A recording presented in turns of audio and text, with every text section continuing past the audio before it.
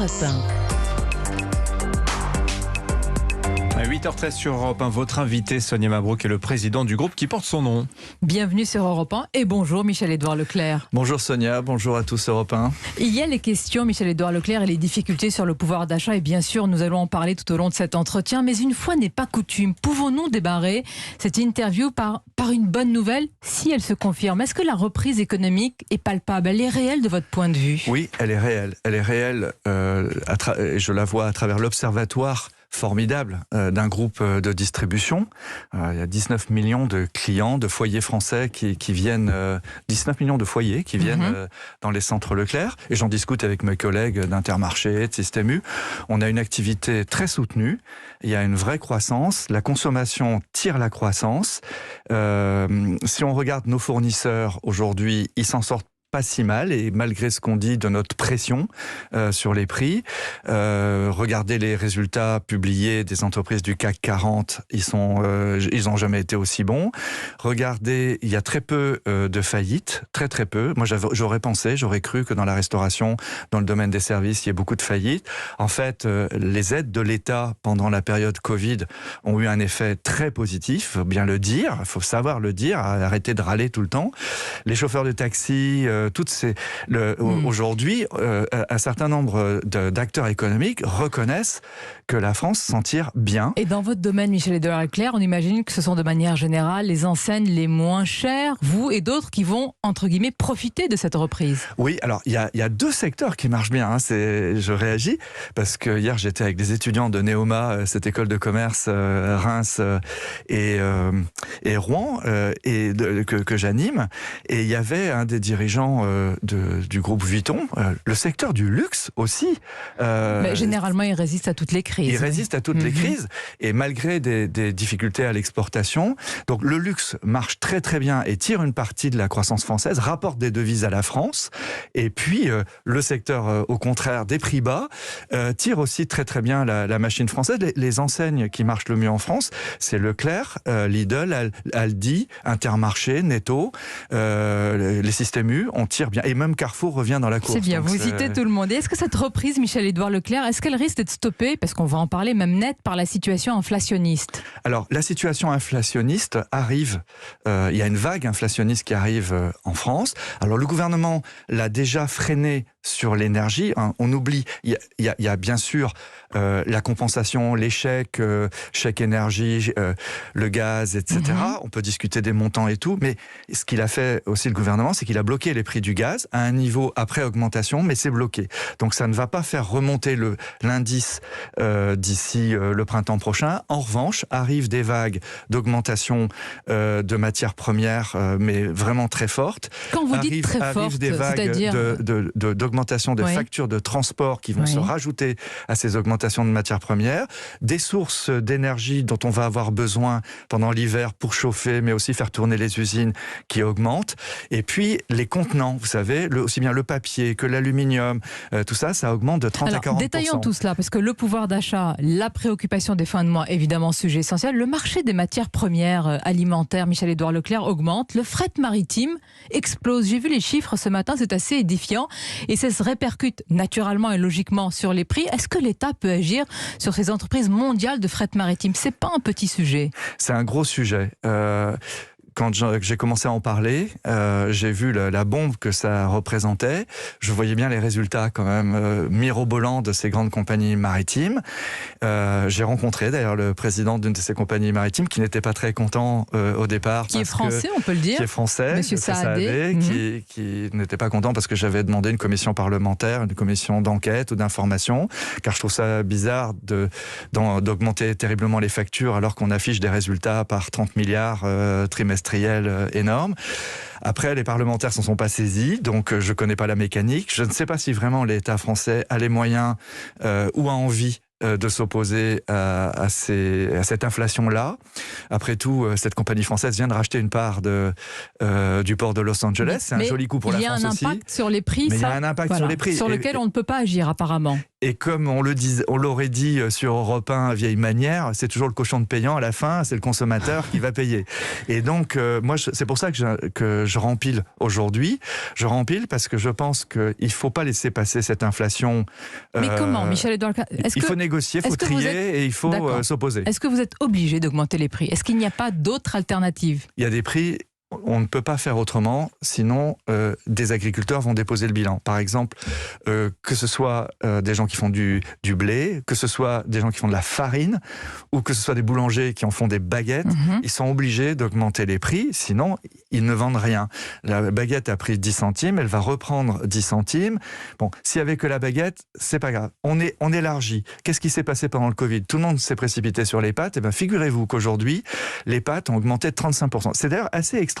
Tout le monde parle du prix des carburants, ça c'est une réalité.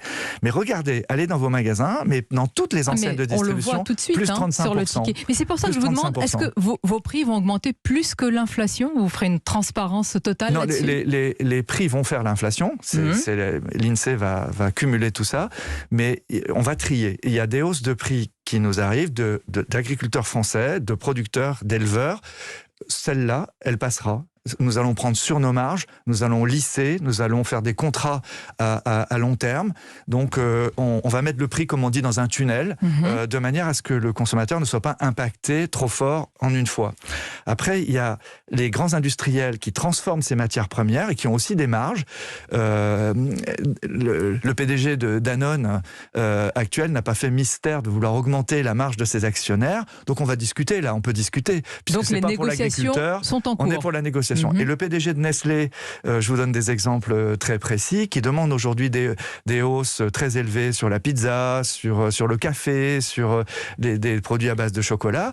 Comme il a annoncé aussi dans sa communication boursière, parce que tous ces gens-là sont transparents, je regarde, je lis les journaux, je vois bien qu'il a annoncé une hausse des rémunérations et des dividendes. Donc il n'y a pas de raison qu'on fasse payer aux consommateurs français l'augmentation des dividendes d'une société multinationale. Donc on va là. Michel-Édouard Leclerc, vos facteurs de tri, c'est en fonction de cela. Il y a évidemment, j'allais dire, le pouvoir vivre dignement des agriculteurs, et ça c'est essentiel. Et puis il y a les marges dont vous venez de parler, et c'est sur ces produits-là qu'il va y avoir des négociations, que les prix ne doivent pas augmenter. Voilà, c'est là où, depuis 5 ans, et même si vous vous souvenez, quand je viens à Europe 1 depuis 5 ans, on est dans la déflation et on me dit le prix bas tue l'emploi, est-ce que vous en faites pas trop, la pression de la grande distribution, etc. Là, aujourd'hui, l'inflation aux États-Unis, c'est 6% en rythme annuel. Allemagne, 5,2%. Espagne, 5,5%. En France, la statistique, c'est 2,6% pour le mois dernier. Moi, je vous dis qu'on va monter très très vite à 4%, malgré le fait que l'État, et de manière très heureuse d'ailleurs, ait bloqué le prix du gaz. Et donc, c'est nous qui allons faire le boulot.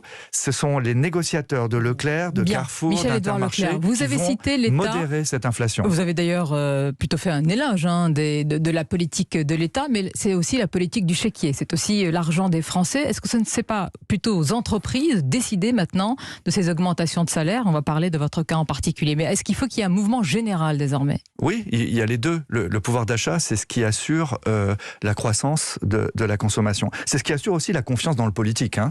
C'est pas qu'une affaire économique, le pouvoir d'achat. Rappelez-vous, les Gilets jaunes, c'est un prurit de révolte, même avant les bonnets rouges en Bretagne, face à une taxe, face au prix des carburants, où il y avait un peu les 80 km/h, etc.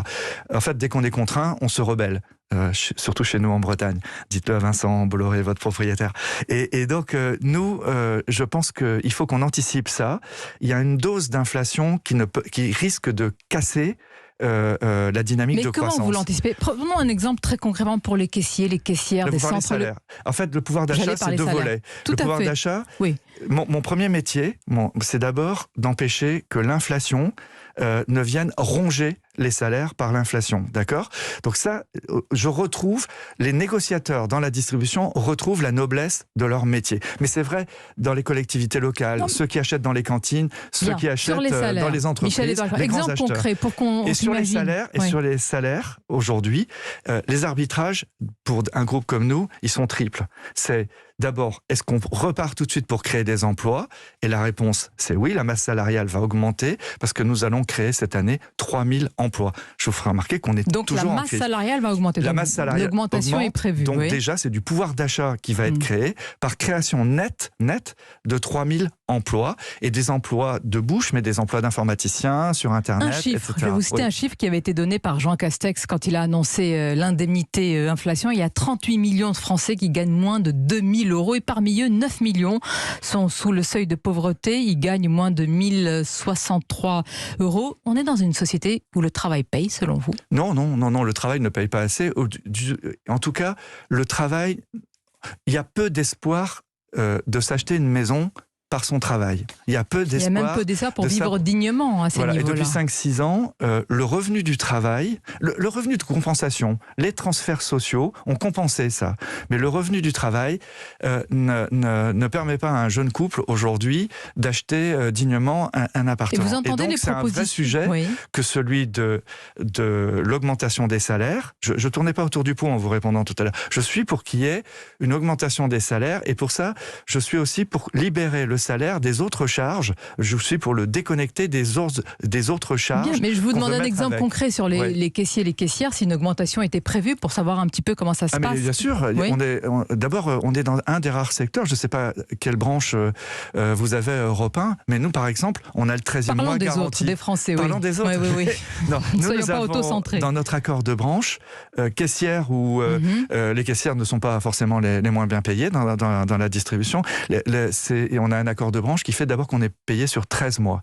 Dans un centre Leclerc, en plus, et c'est inscrit au contrat des centres Leclerc, dès qu'on a un peu d'ancienneté, dès que le magasin fait un premier profit, on reçoit 25% du profit avant impôt donné au personnel sous forme d'intéressement, de participation et de gratification. Ça, c'est important et c'est inscrit dans votre histoire. C'est votre père, Michel-Édouard Leclerc, on peut le dire, c'était un gaulliste séguéniste qui avait fait inscrire dans le contrat. Très séguiniste, parce que séguiniste n'était pas connu à l'époque. Dans le contrat des centres Leclerc, l'intéressement et la participation. Idée extrêmement gaulienne. L'idée est gaulienne et c'était l'intérêt du travailleur au capital. Et en fait, ça représente dans certains centres Leclerc 14, 15, voire 16 mois de salaire dans des centres Leclerc nantais que je connais. Et donc, en net, c'est notre manière d'associer aussi les salariés à cette croissance à laquelle ils contribuent largement. Vous entendez les propositions qui sont faites en ce moment, notamment à droite, par exemple, la baisse des cotisations sociales pour rapprocher le salaire net du brut. Certains candidats veulent augmenter les bas salaires de 10% en baissant ces cotisations. C'est une bonne piste? Oui, je pense que c'est la piste qu'il faut creuser, qu'on appelle aussi la fiscalisation des charges sociales. C'est incroyable quand même dans cette période de mutation du travail. On ne sait pas trop ce que va être la définition d'un poste de travail dans 10 ans, dans l'automobile ou ailleurs. C'est incroyable qu'on fasse payer les charges qui vont couvrir le chômage à des gens qui déjà, à travers le salaire, de gens déjà qui ne savent pas comment va évoluer leur travail. Donc je suis pour décorréler les charges du salaire lui-même. Il faut qu'il y ait quelqu'un qui paye. Sûr. Mais je trouve qu'il faut que les entreprises puissent augmenter les salaires sans avoir en plus à se préoccuper du financement de la sécurité sociale. Michel-Édouard Leclerc, on a parlé, c'est quand même le sujet principal, ceux qui nous écoutent en ce moment, chez eux, en voiture, de l'augmentation des prix. On a parlé du fret maritime. J'insiste et je me fais une remarque à l'instant, mais si vous achetiez, par exemple, je ne sais pas, les jouets en France plutôt qu'en Chine, il n'y aurait pas ce problème? Il n'y a pas de jouets en France. J'ai pris cet exemple, mais si vous achetiez des produits davantage en France qu'en Chine, il y aurait moins ce problème de l'explosion du fret maritime. Pourquoi vous ne le faites pas? Au lieu de reprocher ça aux entreprises mondiales du fret. Non, je pense qu'il y a, quand vous dites vous ne le faites pas, c'est la France ne le fait pas. Oui. Hein, oui, bien sûr. Moi, j'ai bien compris. Et donc, ce que je peux acheter en France, je l'achète en France. Et d'ailleurs, je pense que l'enseigne Leclerc est celle qui est la plus franchouillarde. C'est elle qui achète le plus de produits français, ne serait-ce qu'avec la part de marché qu'elle représente et avec l'ancrage territorial. Nous avons, par exemple, sur les alliances locales, 18 000 contrats de petits producteurs. Toutes nos marques, notre marque repère, notre marque de distributeur, qui représente jusqu'à 45% de notre offre, elle est à 95% français. Il y a peut-être quelques oranges et quelques jus de fruits exotiques dedans qui ne soient pas français. Nos marques, nos régions du talent sont françaises. Là, par contre, les grandes marques nationales d'électroménager, les marques de vélo, même les Peugeot et tout ça, à une époque, sont parties en Chine pour construire, et on a dû aller les suivre pour s'approvisionner en produits non alimentaires. Bien, on va Aujourd'hui, le conclure. mouvement revient, ce mouvement de relocalisation, et il est souhaitable, et nous l'entretiendrons. On va conclure. Si vous deviez qualifier d'un mot le climat, l'ambiance actuelle, le contexte de cette campagne ou pré-campagne, que diriez-vous, Michel-Édouard Leclerc? Moi, je considère qu'on n'est pas dans une campagne électorale, on est dans un show là qui donne aux médias de la matière. Aux médias seulement, mais il y a quand même des propositions de fond pour non. Je sais pas qui vous écoute ne les connaissez vraiment. pas. Non, je ne les connais pas. Je connais pas les candidats parce qu'il faut pas oublier que là vous me faites de la. Vous ne connaissez pas les candidats. Je m'y mettrai après les fêtes de Noël. On a le temps. Pourquoi j'ai du mal à vous croire? Vous ne connaissez pas vous vous intéressez pas du tout au débat politique en ce moment. C'est une manière de gérer son temps. Je suis dans l'action, je suis dans la reprise. Et je vois les problèmes, non pas un à un, c'est le en même temps, mais c'est pas intéressant aujourd'hui. Je pense que peut-être que vous avez déjà votre candidat en réalité. Ce sont des sujets un peu comme les modes. On les monte, on les descend. Il y a plein d'effets de bulle. Et je pense que c'est quand les candidats approcheront d'une mise en responsabilité que là, ce sera intéressant de les écouter, de les opposer. On verra en janvier alors. Et pour le moment, c'est du show. Merci Michel-Édouard Leclerc. Merci d'avoir été notre invité ce matin sur Europe 1.